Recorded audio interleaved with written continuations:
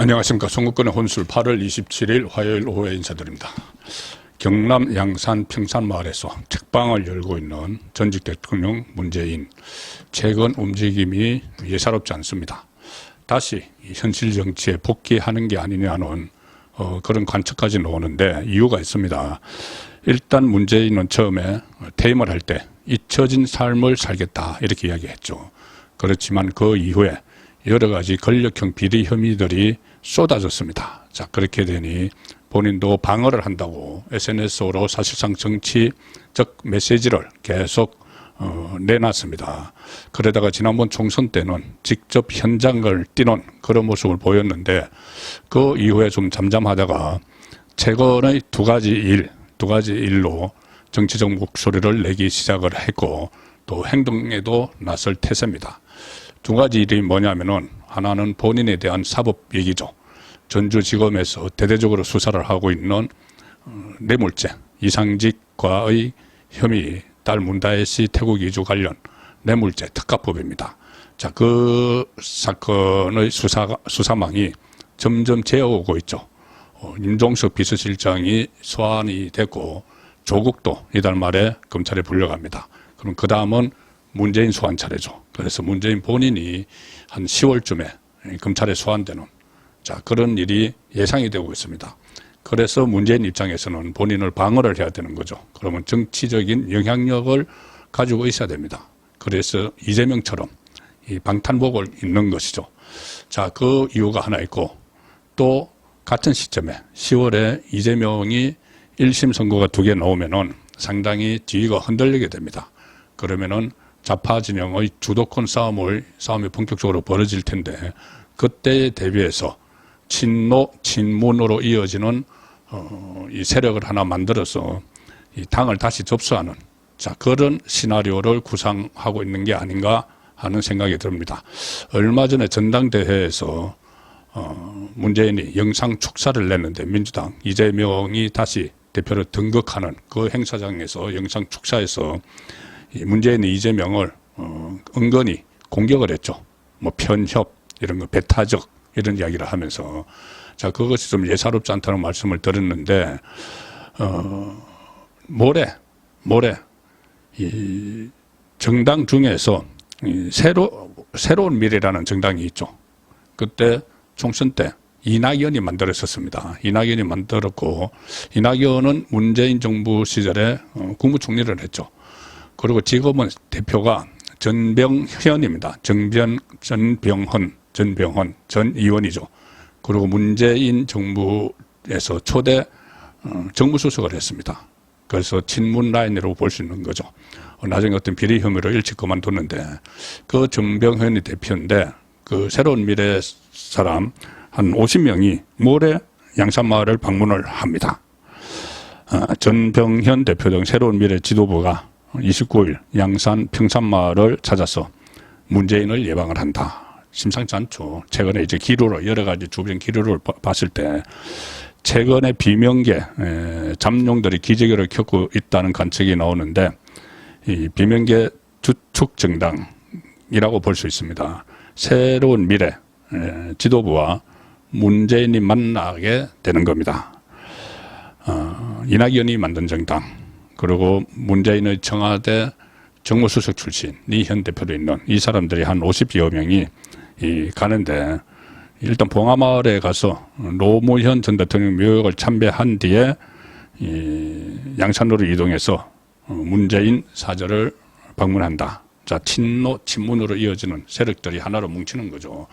최근에 김경수 전 경남도지사 복권이 됐죠. 친문의 적자라고 하는.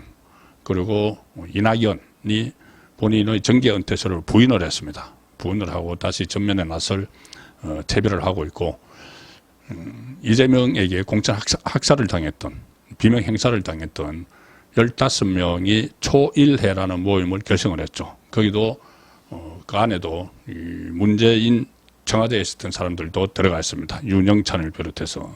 자, 그러니까 문재인 주변이 계속 적극적으로 움직입니다. 그리고 민주주의 4.0 해서 친문 진영이었죠.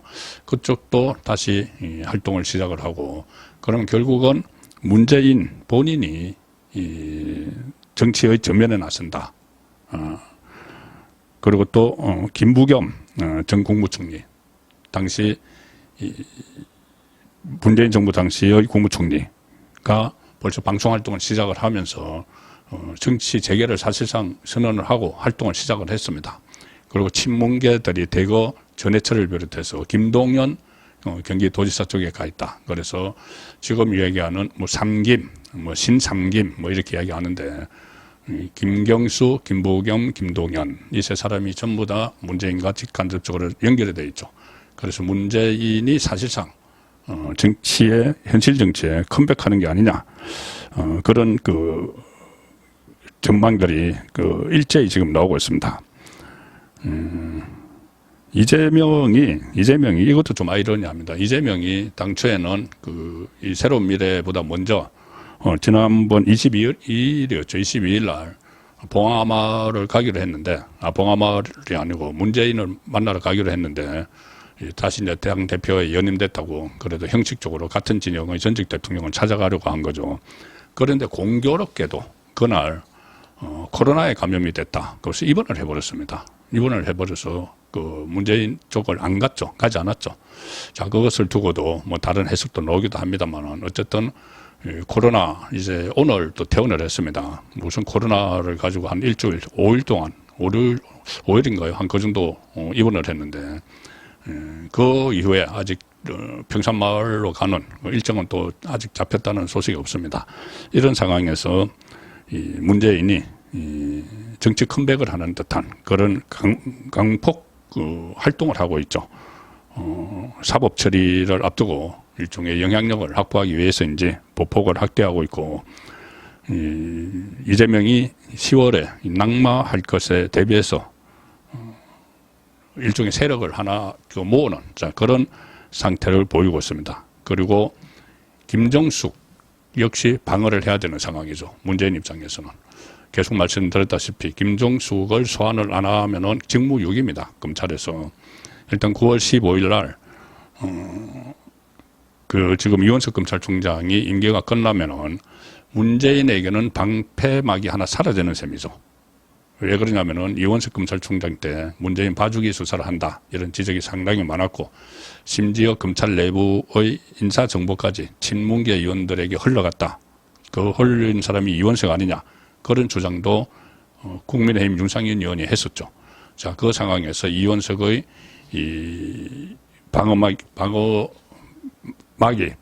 이제 걷어지고, 거기다가 본인에 대한 사법 위기가 다가오고 있고, 또 정치권에도 하나의 틈이 생겼기 때문에 문재인이 다시 정치에 컴백하는 것 아니냐, 그런 분석들이 나오고 있습니다. 뭐 컴백의 그 방식은 아직 뭐 어떻다고 할 수는 없지만은, 어쨌든 정치적인 목소리를 내면서 세력을 일단은 규합을 하고 있다. 앞으로 어떻게 전개될지는 좀 더 지켜봐야 될 문제일 것 같습니다. 선거권의 혼술이었습니다.